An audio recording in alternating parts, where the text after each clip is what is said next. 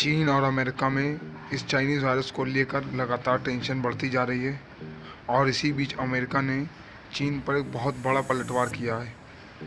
America ने इतनी बड़ी कार्रवाई की है कि चीन पूरी तरह से तिलमिला गया है और ख़ासकर सीसीपी की तो हालत इस समय बहुत बुरी हो गई है।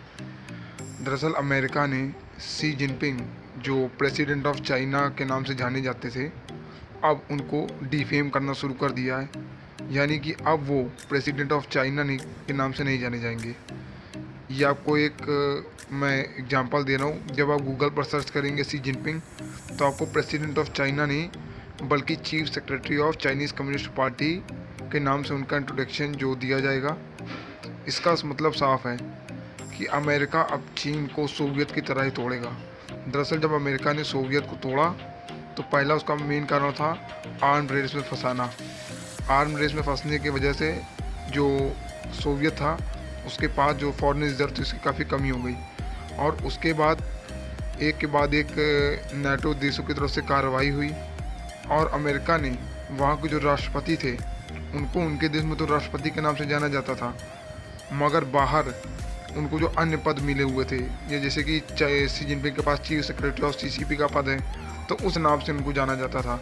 और उनकी जो इज्जत थी सोवियत की, जब वो बाहर जाते थे तो लोग उनको बड़ी गिरी हुई नज़र से देखते थे, जिससे वहाँ के लोगों ने अपने पॉलिटिशियंस पर दबाव बनाया और सोवियत आज कई टुकड़ों में बढ़ गया।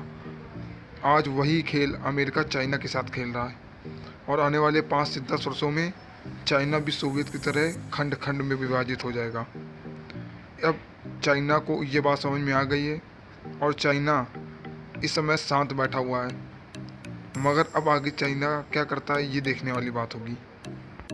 मगर अमेरिका चाइना से बदला लेने के मूड में है और अमेरिका ने एक और मैसिव एक्शन लिया है। दरअसल अमेरिका के पास जो समय B-2 स्टेल्थ बॉम्बर हैं उनको वो रिप्लेस करेगा B-21 स्टेल्थ बॉम्बर से। B-2 स्टेल्थ बॉम्बर जो है वो काफ़ी ख़तरनाक है, क्योंकि कोई भी बॉम्बर जो होता है उसको स्टेल्थ बनाना बहुत ही मुश्किल होता है, क्योंकि स्टेल्थ फाइटर जेट बनाने में तकरीबन 3 से 4 साल का समय लग जाता है।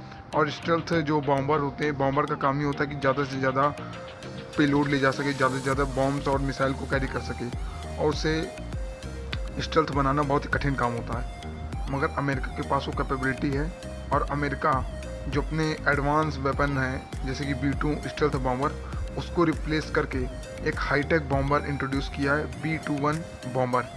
और ये बॉम्बर इतना ख़तरनाक है कि शंघाई और बीजिंग को एक बार में ख़त्म कर सकता है और तकरीबन 180 ऐसे बॉम्बर वो ख़रीद रहा है, जिससे एक बात तो साफ़ है कि अमेरिका चाइना को माफ़ नहीं करेगा और अगर युद्ध हुआ तो चाइना को उसकी बहुत भारी कीमत चुकानी पड़ेगी।